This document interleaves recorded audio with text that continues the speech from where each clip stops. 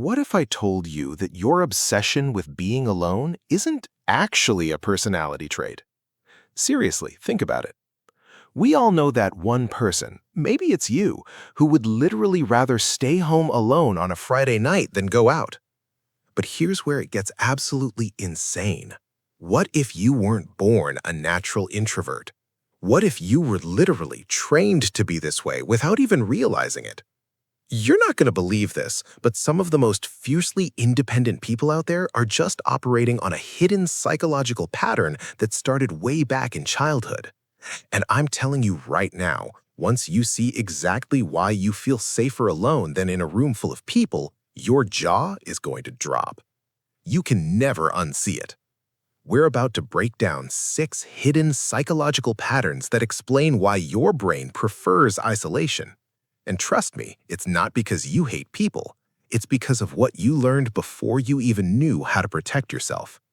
So let's get right into it with number 1, insecure attachment. Imagine growing up as a kid and never actually knowing which version of your parent was going to walk through the front door. Some days they're super warm, asking about your day, totally present and loving. But other days, completely distant, cold, and totally unreachable. You're just a kid walking on eggshells dealing with zero consistency. And you know what your brain does when it's put in that unpredictable environment? It learns one massive, life-altering lesson. Connection is not safe. Psychologists call this insecure attachment. When the love you're supposed to rely on feels like a complete gamble, you stop betting on it. You don't run toward connection, you subconsciously start pulling away. It's not that you don't want close friends or a deep relationship. It's just that inconsistency feels like a massive risk to your nervous system. So you adapt to survive it. You become that person who genuinely loves hanging out with your buddies, but only in very specific, small doses. You keep this invisible emotional distance from everyone without even knowing you're doing it. You just feel the absolute most calm when you're completely by yourself, right? Because alone is stable. Alone doesn't suddenly change its mood and turn your world upside down. But hold up, because the second pattern is something so quiet you probably didn't even notice it happening to you. Like I said, this second pattern is a lot quieter. We're talking about having your emotions completely ignored. Thoughtfully, this isn't the kind of childhood experience that leaves obvious physical scars or turns into some dramatic movie plot. It's way more subtle than that, but it literally shapes everything about who you are today. It happens when your feelings just weren't truly seen or validated. Picture this. You're a kid, you're genuinely upset about something. Maybe you had a rough day at school or struck out at Little League, and instead of getting a hug or some comfort, you're told you're just overreacting. You try to explain why your feelings are hurt, and you get totally dismissed. You hear stuff like, "Suck it up," or "Stop crying over nothing." You desperately needed an adult to just sit there and listen, but nobody really did. So, what do? Eventually, you just stop. You stop explaining your side of the story. You stop expressing how you feel. And most importantly, you stop expecting anyone to give a damn. Your brain wires itself with a new, unbreakable rule. Handle everything alone. Fast forward to today, and this shows up in your adult life in some seriously sneaky ways. You're probably that guy or girl who rarely opens up emotionally to your partner or your friends. When life hits the fan, you process every single thing completely internally. You don't instinctively grab your phone to text a buddy when things get tough. Instead, you just withdraw into your own little cave. And listen, it's not because you don't secretly want that support system. It's because way back then, you learned the hard way that support simply wasn't going to show up when you asked for it. But here's where things get completely wild. Because some of us didn't just have our emotions ignored, we were actually forced into survival mode way before we were ready. Like I mentioned, sometimes you aren't just ignored, you're flat out shoved into survival mode. That brings us to pattern number 3, forced emotional independence way too early. Listen to this because this one hits hard. Some of us didn't actually choose to be fiercely independent. We were pushed into it. Picture being a kid, but having to handle your own heavy problems. You had to figure out how to calm yourself down when you were upset, navigating life totally solo without a safety net. Because of that, your brain locked in one brutal core belief. I can literally only rely on myself. On the surface, this looks like an absolute superpower in American society.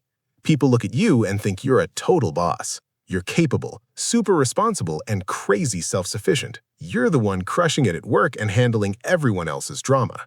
But underneath all that armor, there's a massive, quiet discomfort with being vulnerable. The thought of asking someone for a favor probably makes your skin crawl. You hate depending on others, because in your experience, needing help just meant you were becoming an annoying burden. So, you adapted. You convinced yourself you didn't need anyone. For you, sitting alone in your room doesn't feel empty.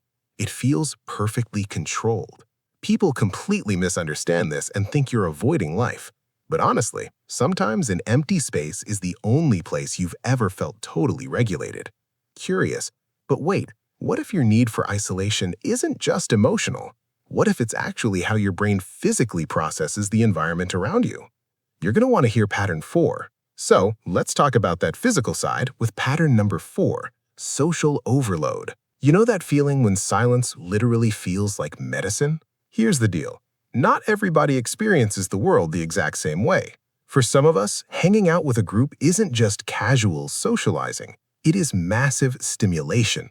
It's a constant flood of input, loud voices, trying to read people's vibes, managing expectations, and absorbing everyone's wild energy all at once. Now, imagine growing up in a house that already felt like an absolute pressure cooker. Maybe there were constant arguments, unpredictable tension, or just crazy high stress levels. Your nervous system didn't just deal with it, it adapted to survive it. Your internal alarm system got stuck in the on position. Imagine growing up in a house that felt a pressure cooker, and as a result, your social battery drains insanely fast. So as an adult, instead of hitting the bars or seeking out more interaction on the weekends, you start desperately seeking relief. And where do you find that relief? Being totally alone. Because when you're alone in your apartment, there's zero pressure to perform for anybody. You don't have to scan the room to see who's mad or stressed out. There's no emotional noise to process. It's just quiet. It's finally enough physical space for your racing mind to just slow the hell down. For you, sitting in silence isn't avoidance, it's pure, absolute recovery. But this next one takes that sensory overload to a completely different level. You're not going to believe how deep this actually goes. Like I was just saying about that sensory overload, this next pattern takes it to a completely different level. We're talking about pattern number 5, high sensitivity, literally feeling everything all at once. Here's the absolute truth. Some people are just straight up wired differently from day one. From a super young age, they just feel things way more deeply, way more intensely, and a whole lot more frequently than the average person. In the psychology world, this is actually known as being a highly sensitive person. But let me tell you, growing up like this isn't exactly a walk in the park. You're the kid who immediately notices those tiny, subtle changes in someone's tone of voice. You pick up on that weird, awkward tension in the living room that everyone else completely ignores. You literally absorb other people's emotions like a sponge, even when they have absolutely nothing to do with you. As a kid, carrying all that emotional weight is incredibly overwhelming, especially if you grew up in a house where nobody ever sat you down to taught you how to process all those heavy feelings. So, what did you do? You figured it out on your own. You took a massive step back. You started spending way more time alone in your room just to create a safe space to think, to hit the reset button, and honestly, to just breathe. Because without that physical distance, everything just becomes entirely too much to handle. And as an adult, that pattern completely sticks with you. You're not actively trying to avoid your friends or be a hermit. You just have to strictly limit your exposure to the outside world because your inner world desperately needs that quiet time to rebalance. But hold up, because this next and final pattern is where most people get this entirely wrong. You're going to want to hear this because it literally changes the whole game. Like I was just saying about strictly limiting your exposure, that brings us straight to pattern number 6, the massive difference between being alone and being lonely. This is where most people get it completely twisted. Loneliness is that painful, empty feeling where you desperately want people around, but have nobody. But actively choosing to be alone? That's an entirely different beast. That's intentional.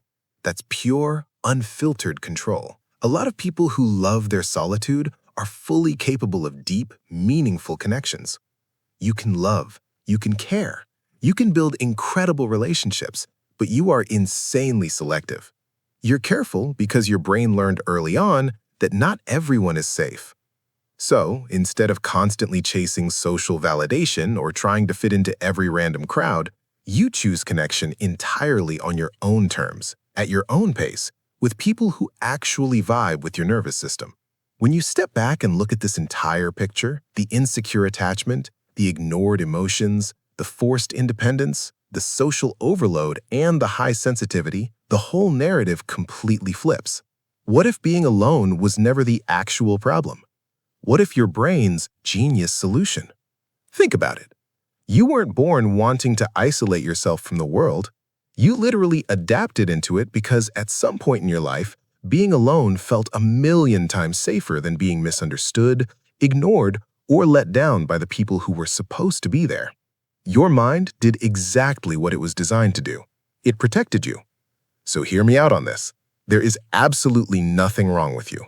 You're not broken, you're not cold, and you're not incapable of love.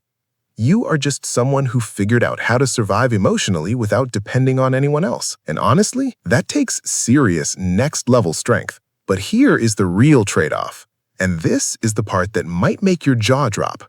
The exact same mental armor that kept you safe back then can start to limit you right now. Because when you completely stop needing people, you also completely stop letting them in. So the real question you need to ask yourself tonight isn't, why do I like being alone? The real question is, am I choosing solitude, or am I just defaulting to it?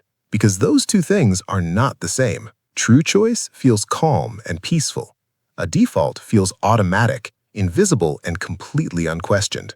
This doesn't mean you need to force yourself to go out and become some wild party animal tomorrow. That's not the point at all. The goal here is pure awareness. It's about knowing when you're alone because you genuinely want to be, and when you're alone just because it feels safer than taking a risk on someone. Because once you see that difference, you get your power back. Solitude is a beautiful thing. It's where you think clearly, hit the reset button, and find your ground. But it shouldn't be the only place on earth where you feel safe. You deserve connections that don't drain your battery. You deserve people who never make you feel like a burden. And you deserve relationships where you don't have to shrink who you are just to keep them around. You were never too distant. You were just protecting yourself the only way you knew how. And now that you get it, you don't have to just survive anymore. You can finally choose.